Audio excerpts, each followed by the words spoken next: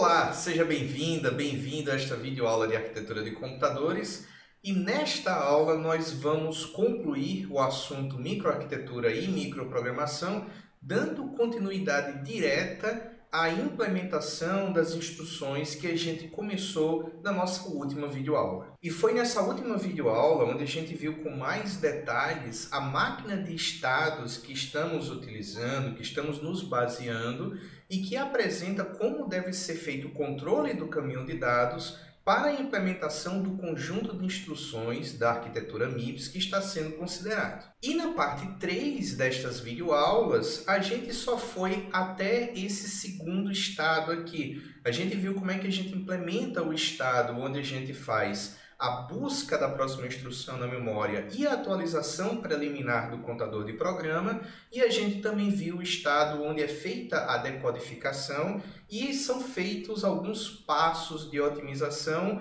que adiantam a leitura de registradores no banco de registradores e também o cálculo do endereço de destino caso a instrução decodificada seja uma instrução back. Então agora chegou o momento da gente começar a estudar os estados que são específicos de cada instrução. E nesses estados a gente já vai ter determinado exatamente qual é o tipo de instrução que está sendo executada e por esse motivo a gente não precisa mais ter preocupações como a que apareceu no estágio 1, de tentar adivinhar qual é a instrução que vai aparecer como resultado do processo de decodificação e ficar tomando passos assumindo que pode ser aquela ou pode ser aquela outra instrução. Dessa vez, quando a gente fizer o desvio que ocorre no estado 1, a gente já vai ter certeza se trata pelo menos de uma instrução do tipo load word ou store word, ou uma instrução do tipo R, ou uma instrução back, ou uma instrução J,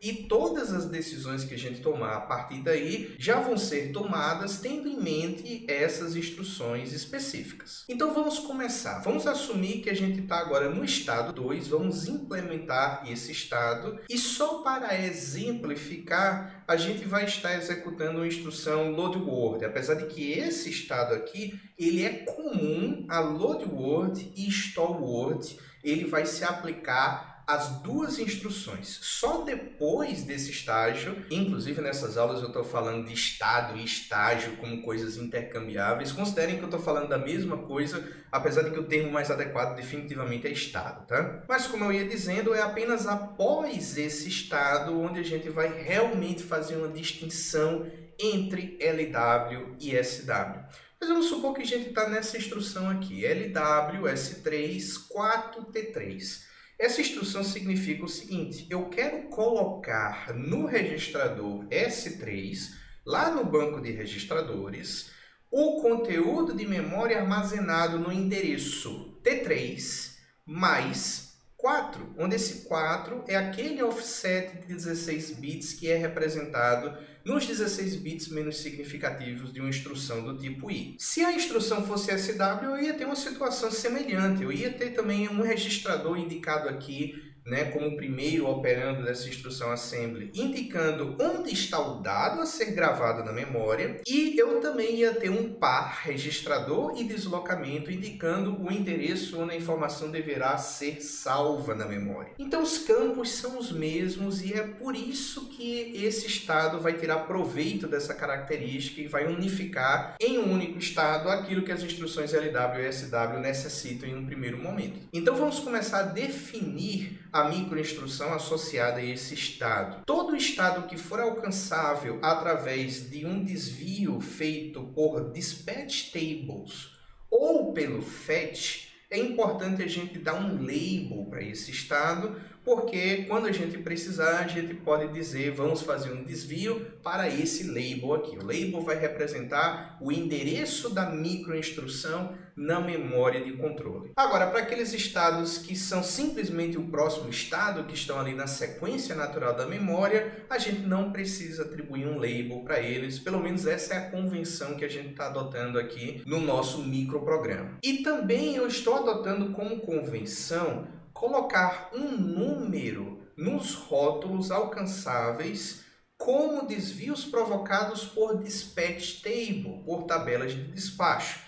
Então, todo estado que for alcançável por conta da tabela de despacho 1, eu vou colocar o número 1 no final do rótulo. Todo rótulo que for alcançado através da tabela de despacho 2, eu vou colocar o número 2 no final do rótulo. Então, vamos criar um rótulo para esse primeiro estado aqui associado às instruções de acesso à memória.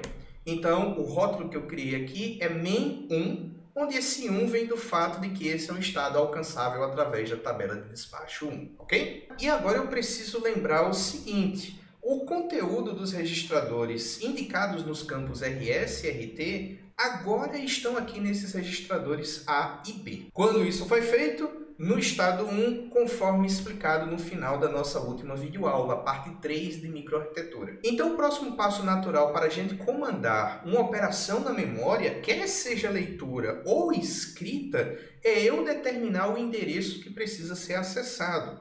E lembre-se, no tipo I, esse endereço não é dado prontinho, ele é dado em duas partes. Eu vou ter um endereço base e eu vou ter um deslocamento.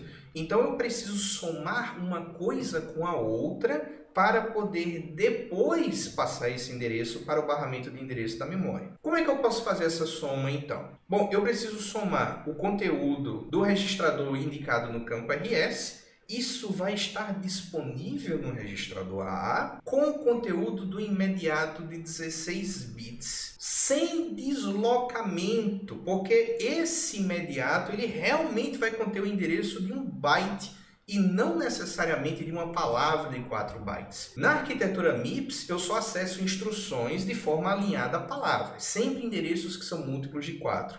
Mas dados não, eu posso acessar dados byte a byte. Então o alinhamento dos dados é por byte. Por esse motivo que eu vou precisar utilizar como operando na ULA a saída do extensor de sinal, que vai garantir que esse imediato de 16 bits vai ser um operando de 32 bits do ponto de vista da ULA, e a ULA só sabe trabalhar com operandos de 32 bits. E é esse o valor sem o deslocamento que eu devo colocar na entrada da minha ULA. Por esse motivo, eu preciso garantir que é essa saída aqui do cursor do meu mouse que vai ser selecionada nesse multiplexador para aparecer na saída do multiplexador e entrar na segunda entrada da ULA. Como é que a gente coloca isso na microinstrução? Bom, a gente sabe que tem o campo para a seleção da operação da ULA e do que as entradas da ULA devem receber. A gente vai descobrir que se eu quero fazer uma soma, eu devo selecionar a opção Add no campo ALU Control para somar o conteúdo do registrador indicado no campo RS. Dado que esse conteúdo agora está no registrador A, então basta eu selecionar a opção A como Source 1 e selecionar a opção Extend em Source 2 para garantir que a saída do extensor de sinal que eu vou utilizar como minha segunda entrada. E é isso que eu coloco na minha microinstrução. Ela está pronta? Bom, quase. Nesse ponto eu ainda não vou conseguir fazer nada com o banco de registradores, porque se é uma instrução de load, essa instrução ainda precisa fazer a leitura. E se é uma instrução de write, o write é na memória, não é no banco de registradores, então eu não preciso fazer mais nada no banco de registradores. Eu também não posso fazer ainda nada com a memória porque eu não tenho um endereço pronto. Eu preciso esperar esse endereço, o resultado dessa soma, ser salvo no registrador de saída da ULA para comandar uma operação de leitura e escrita no ciclo seguinte. Então eu ainda não vou conseguir fazer nada com a memória. E muito menos com o meu registrador PC, eu não quero mexer nele nesse dado momento. A única coisa que resta eu decidir é como é que eu chego na próxima microinstrução. E aqui, após esse estado, realmente eu tenho que tomar uma decisão. Eu preciso desviar para o estado 3, caso o opcode da instrução seja o opcode da instrução LW, ou desviar para o estado 5, caso o opcode da instrução seja o opcode da instrução SW. E isso a gente já discutiu que é feito através de uma tabela de despacho, nesse caso a Dispatch Table 2. E seguindo de forma muito similar ao que fizemos na microinstrução do estado 1, nós vamos sinalizar no campo Sequencing que a próxima microinstrução é determinada por essa Dispatch 2. Implementada essa microinstrução, vamos seguir adiante. Vamos implementar agora essa microinstrução associada ao estado 3, que agora é o estado que eu vou alcançar quando o meu opcode for estritamente um load word. Então, como esse é um estado alcançável Por uma tabela de despacho, vamos criar um label para esse estado. Então está aqui, eu coloquei LW como label dessa microinstrução, seguido do número 2, porque essa é uma microinstrução que é alcançável através da tabela de despacho 2, conforme a convenção que a gente já falou aqui. E novamente, qual é a situação que eu me encontro? Eu estou executando um LW e eu tenho o meu endereço agora salvo no registrador de saída da ULA. Foi isso que eu fiz no ciclo passado. O que eu preciso fazer agora para dar continuidade à operação de leitura? Colocar esse endereço no barramento de entrada da memória e comandar uma operação de leitura. Então agora eu vou precisar colocar alguma coisa no campo memory da minha microinstrução. E quando eu consulto o meu tabelão no campo memory, das opções que eu tenho, a que mais faz sentido certamente é a opção read ALU, que diz ler a memória usando o registrador de saída da ULA como endereço e escreve o resultado em MDR. E a forma de fazer isso, os sinais de controle envolvidos na concretização dessa ação, eles todos estão explicados na parte 2 das nossas videoaulas de microarquitetura. Então, eu coloquei aqui no meu campo memory, read ALU, e vou esperar no final do ciclo o valor lido ser gravado no registrador MDR. E, infelizmente, não faz sentido eu fazer mais nada no meu caminho de dados, considerando que eu estou executando uma instrução de acesso à memória. Essa é a desvantagem da gente não usar pipeline, tá? Então agora a gente está sentindo na pele o caminho de dados ficando subutilizado porque a gente não está utilizando pipeline. Mas tudo bem, nessa parte da disciplina o nosso objetivo é aprender a controlar o caminho de dados. Então, se mais na frente a gente encontra uma situação que tem um pipeline envolvido, pelo menos como fazer o controle a gente vai saber fazer, vai ser somente uma questão da gente se adaptar com o conceito dos estágios do pipeline. E não tendo mais nada a fazer, eu preciso agora determinar qual é a próxima microinstrução,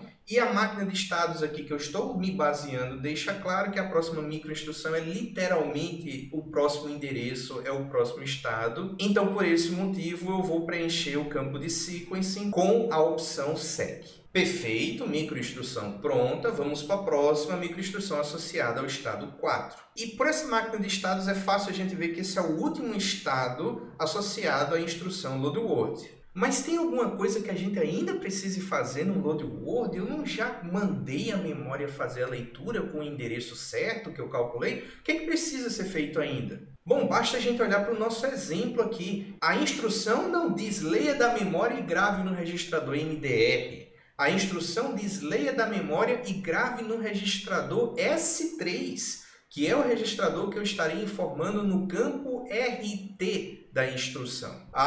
Então eu vou ter que mover um dado que está aqui em MDR para colocar no registrador correto do meu banco de registradores. E a gente sabe que dá para fazer isso, porque se eu tenho um campo RT definido, eu posso utilizar esse campo aqui na entrada de identificador de registrador do meu banco de registradores.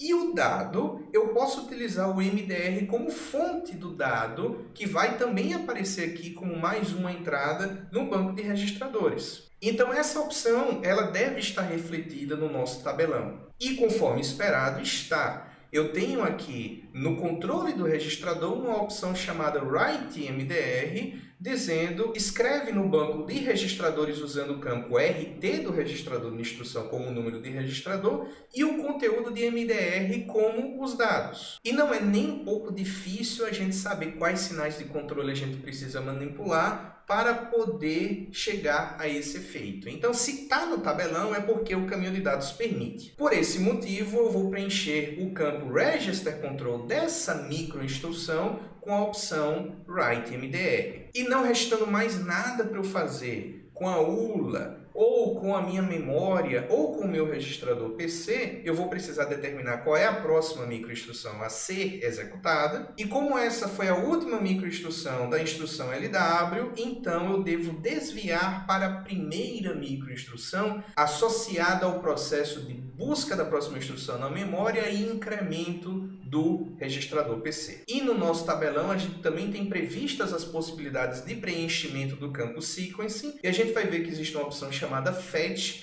que serve justamente para fazer esse desvio para a primeira microinstrução associada a uma nova instrução na memória. Por isso a gente preencheu com fetch o campo sequence e agora a gente tem a nossa primeira instrução completamente implementada.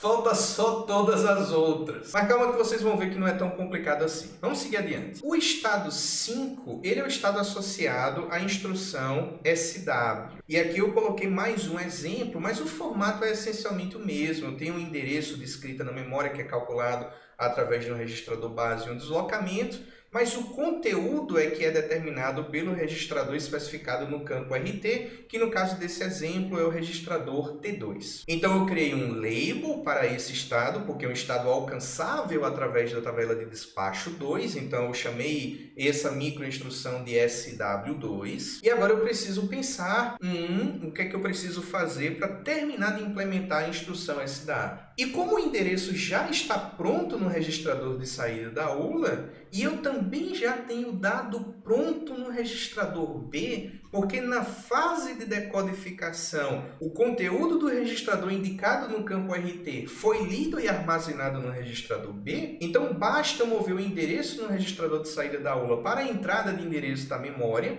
o dado do registrador B para a entrada de dados da memória e comandar a memória para fazer uma operação de escrita. E sem nenhuma surpresa, no campo de memória eu vou ter uma opção no meu tabelão que expressa exatamente isso. Essa opção se chama WriteALU e ela é definida como escreve na memória usando a saída da ULA como endereço e o conteúdo de B como os dados. De novo, perfeitamente possível de ser feito na forma como esse caminho de dados foi implementado. Então eu preencho isso no campo de memória. Tem mais alguma coisa para eu fazer em algum outro campo referente às outras partes do caminho de dados nesse ciclo?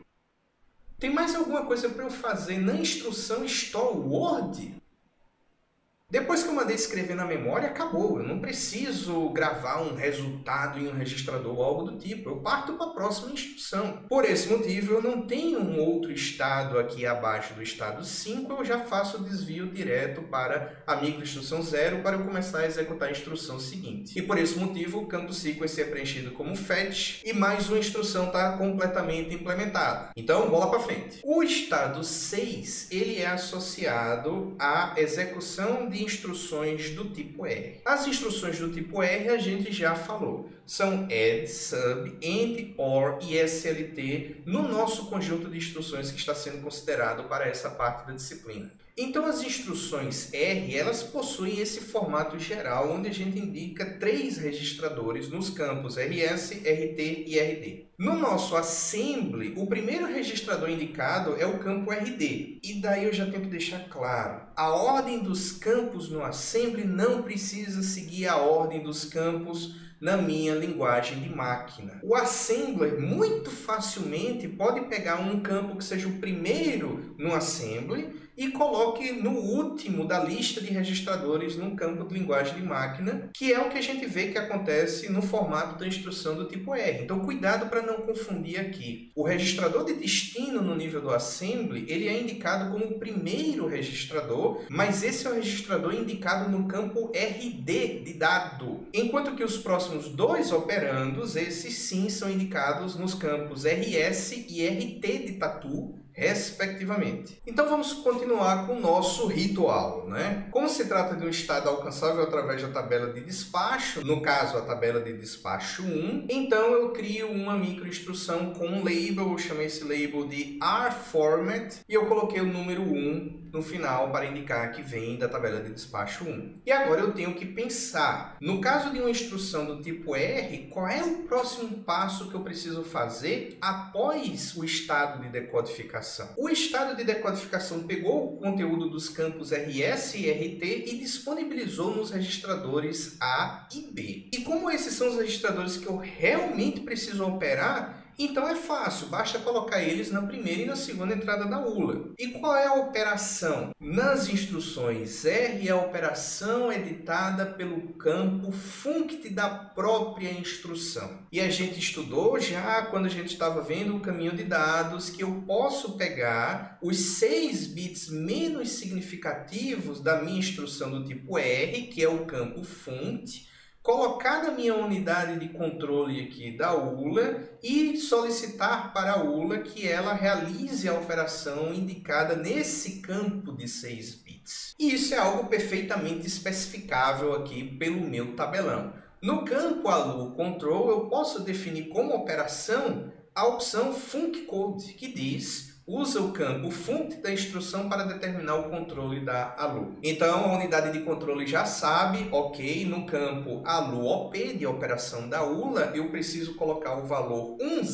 que são 2 bits de controle, e a partir do momento que a unidade de controle fizer isso, está estabelecido que o que vai realmente determinar o que a ULA vai fazer é o conteúdo desse campo funct que está na própria instrução. Certamente quem colocou lá foi o assembler do MIPS, assumindo que o programador ou programadora não é masoquista e escreveu linguagem de máquina na mão.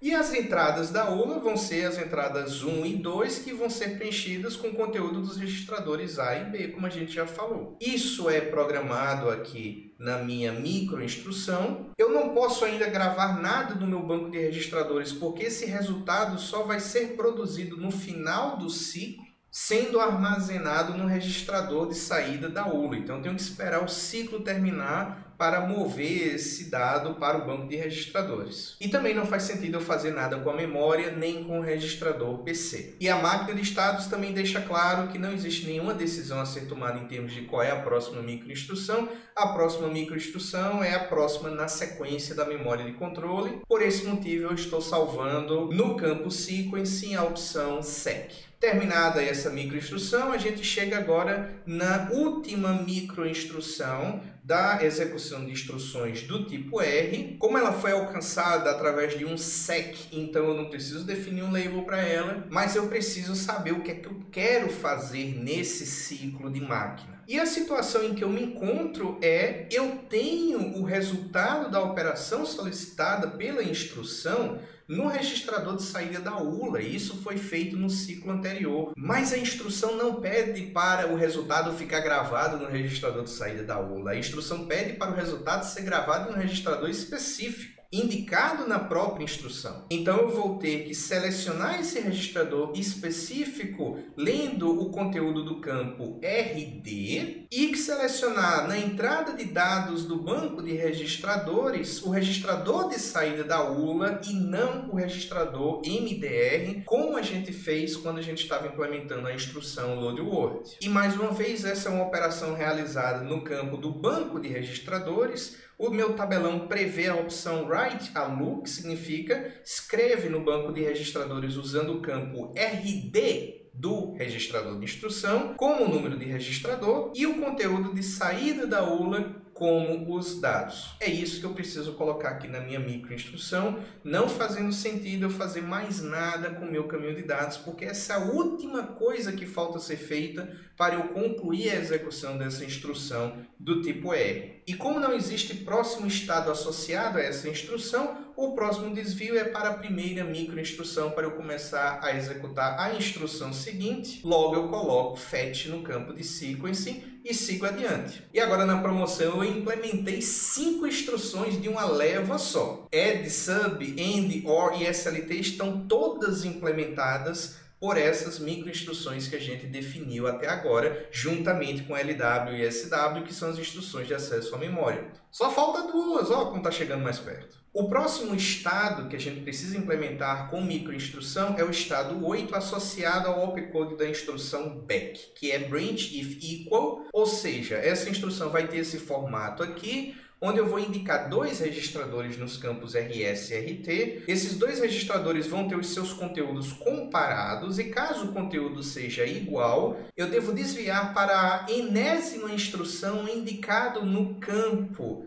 de imediato, que são os 16 bits menos significativos da instrução do tipo I, back é uma instrução do tipo I, e que vai usar o endereço do registrador PC como endereço base. Então, se a minha condição for atendida, que é os dois registradores terem seus valores iguais, então eu vou desviar para a 8ª instrução, além daquela apontada pelo registrador PC no momento da execução desse ciclo. Então, de novo, essa é uma microinstrução alcançável pela tabela de despacho 1, eu dou um nome, chamei de back e coloquei um 1 no final desse label. E agora eu preciso lembrar o que é que eu tenho para saber o que é que eu preciso fazer. E se a memória de vocês estiver boa e vocês realmente tiverem prestado atenção e entendido a parte 3 da nossa série de videoaulas sobre microarquitetura, vocês vão lembrar que na fase de decodificação a gente adiantou o cálculo do endereço que PC deve receber caso a condição seja atendida, que é feito através da soma do conteúdo de PC com o conteúdo desse imediato de 16 bits que fica no registrador de instrução e que deve ter passado pelo deslocador de 2 bits à esquerda, porque isso é o endereço de uma instrução, logo eu preciso multiplicar isso por 4, porque as instruções são sempre acessadas de forma alinhada a palavras de 32 bits, e isso no nível da decodificação, o resultado dessa soma ficou pronto, armazenado no registrador de saída da ULA. Então não preciso fazer mais isso já foi feito na fase de decodificação. Bom, e agora o que é que falta fazer então? Eu preciso comparar o conteúdo dos dois registradores indicados nos campos RS e RT, que a fase de decodificação também nos fez o imenso favor de já disponibilizar nos registradores A e B. Agora ficou fácil. Agora eu preciso subtrair o conteúdo desses dois registradores para ver se eu vou produzir um 0. Porque se o conteúdo desses registradores for igual, então um menos o outro vai necessariamente resultar em um 0. E com isso a flag 0 vai ser ativada. E eu preciso utilizar essa ativação para decidir se realmente esse dado que está no registrador de saída da ULA vai ser gravado no registrador PC ou não. E isso eu faço ativando o sinal de controle PCWriteCont de conditional, ao invés de simplesmente ativar o sinal de controle PCWrite. Mas nessas definições de alto nível das minhas microinstruções, onde eu estou utilizando uma espécie de assembly, tudo entre aspas, tá? Eu não me preocupo com sinais de controle específicos, isso eu posso derivar depois. Eu vou me preocupar com as opções que estão previstas lá no meu tabelão. E o tabelão permite sim que eu faça uma subtração entre os conteúdos dos registradores A e B, e isso vai ser refletido na minha microinstrução. Nesse contexto não faz sentido eu fazer mais nada com o banco de registradores nem com a memória, porque isso é uma instrução de desvio condicional, mas faz todo sentido do mundo eu definir a escrita do registrador PC, afinal essa é uma instrução de desvio. E a opção que eu devo usar é aquela que eu coloco na entrada do multiplexador que alimenta a entrada de PC. O endereço contido no registrador de saída da ULA, porque ele foi preparado no ciclo passado, o ciclo de decodificação, e é essa entrada que eu vou acionar nesse multiplexador de seleção da fonte para PC, e como eu falei, eu preciso levar em consideração o valor da flag 0. E mais uma vez, isso está aqui no meu tabelão, expresso no campo PCWriteControl como uma opção chamada AluOutCond, que significa se a saída 0 da ULA estiver ativa, escreve em PC o conteúdo do registrador de saída da ULA. E isso vai ser adicionado também na minha microinstrução, e esse é o último estado associado à instrução back. Depois que eu fizer isso, a instrução está concluída, eu devo começar a executar a próxima instrução, e é por isso que o campo sequence recebe fetch, mais uma instrução para conta. E o último estado que falta ser implementado é o estado associado à instrução J, que é jump, um desvio incondicional. E essa instrução possui um formato próprio e é um formato bem simples. Ela vai ter o opcode dela e ela vai ter um imediato de 26 bits que especifica um número de instrução para onde eu devo desviar. Então eu crio mais uma microinstrução, dou um nome para essa microinstrução no label, eu chamo ela de jump e coloco 1 no final, porque ela é uma microinstrução alcançável a partir da tabela de despacho 1. E eu sei que eu devo comandar PC de forma incondicional, então eu não vou mais usar o PCWrite conde, eu vou usar o sinal de controle PCWrite mesmo. E a entrada de PC deve ser a saída desse deslocador de 2 bits para a esquerda,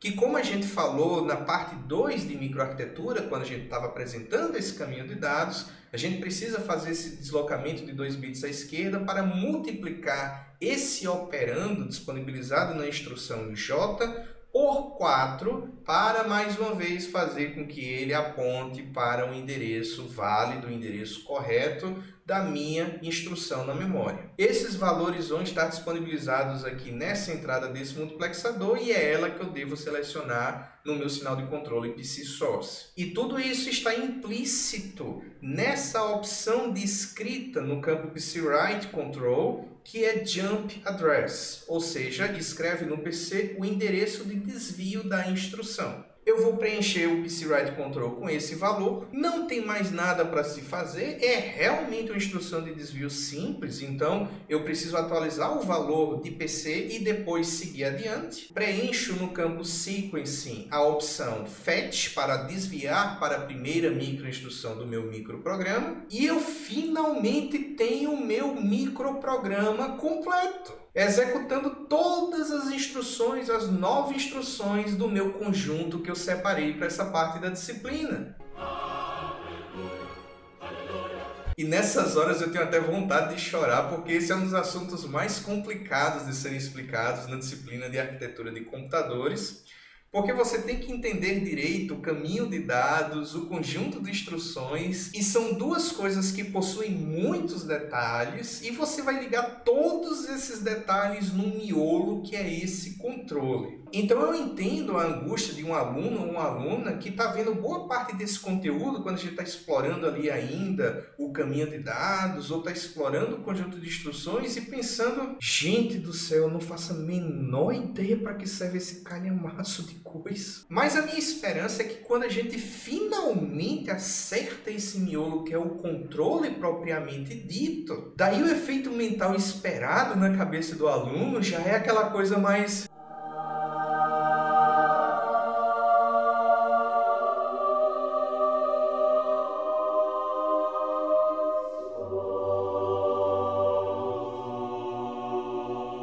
Tomara que esse tenha sido o efeito. Se o efeito ainda não é esse, então está na hora de refletir o que eu não entendi direito, onde é que está o meu problema, está na compreensão do caminho de dados, está na compreensão do meu conjunto de instruções ou está na filosofia geral por trás de controle e especificamente do controle microprogramado. E dependendo, revisitar as partes específicas das videoaulas para poder tentar entender esses pontos específicos. Ou me perguntar se a situação ficar realmente feia. Então, em um caso prático, eu devo fazer de forma manual ou provavelmente automatizada, quando eu tenho um conjunto maior de instruções e um conjunto maior de microinstruções, o que muito provavelmente é o caso no cenário prático, eu vou ter que transformar essa representação nos valores dos sinais de controle que irão obter esses efeitos que estão descritos aqui. Esse não é um processo muito complicado, definitivamente. Se eu passar como trabalho para vocês, bom, agora cada microinstrução dessa, diga para a lista de todos os sinais de controle do caminho de dados exatamente quais são os zeros e uns,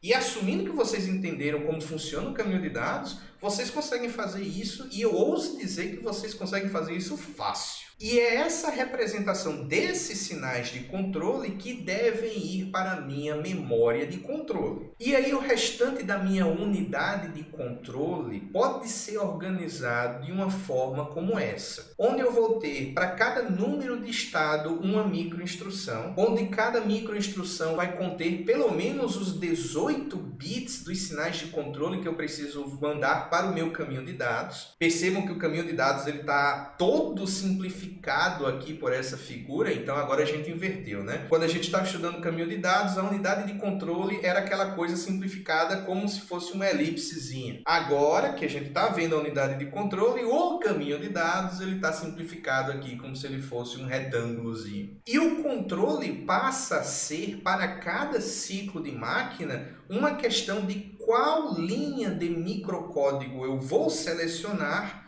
para poder aparecer aqui na saída dessa memória e ser propagada para o meu caminho de dados e determinar o que aquele caminho de dados deve fazer. E um circuito que faça isso é um circuito que pode ser bastante simples. Eu vou ter a entrada do meu opcode da instrução, isso aqui vai vir do registrador de instrução. Eu vou ter uma lógica de seleção de endereço, que vai receber inclusive um input aqui do controle de endereço contido nas próprias microinstruções, que é aí onde entra aquele campo sequence, né? Onde a gente pode especificar se a próxima microinstrução, como é que ela é determinada, se ela é uma consulta a uma tabela de despacho, se é voltar para a microinstrução 0, ou se é simplesmente incrementar o endereço da microinstrução. E de posse dessa informação, essa lógica de controle ela vai fazer uma dessas três coisas. Se a próxima instrução for consultar uma tabela de despacho, bom, eu vou assumir que as tabelas de despacho estão implementadas ou acessíveis aqui pela minha lógica de seleção de endereço. Ela vai consultar a tabela, vai ver o endereço da microinstrução que é a próxima e vai colocar o endereço nesse registrador que é o contador de microprograma.